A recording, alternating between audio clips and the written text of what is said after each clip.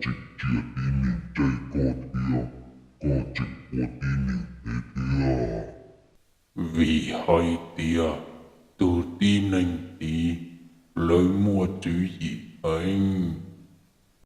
Do linh đờ, chứ gì do đã chi nè, của lý trả lời thế dụ tao có hoặc thế.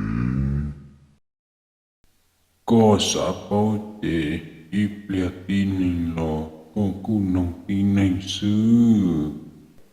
Ui à cho xa, yo cha nè, chế cái gì Có chỉ là số do rồi tí đó nè. nành nó bên nành hay tia, nên mua chữ gì đông hình nó, cú xã sai của tao. Tao cơ mà, thì si của chương gà tua nhớ cho tọt chế lợi.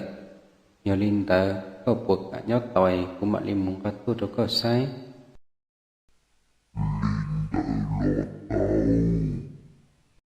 Ta si thầu của một chế, gà chữ gì tua cho có sai. Chả thằng đó của chi nhau, không mất của tụi này tỏ nó lợi. Nhờ linh tờ, yếu cầu của cho xiết tao. Có yếu chủ việc cũng muốn có kỳ trong đợi giá chán tông nó. Ê, cũng gà chỉ tuột cho.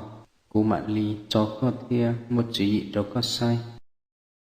Chia nên ba chỉ gì của đầu cú sai ta đó cú mà con nó tia lòng tao.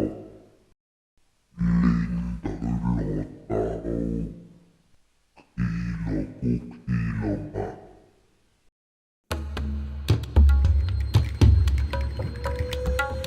Chỉ gì nhất trong đời nó, có yếu sai, dễ sai, chỉ ta yếu mong gắt tốt là.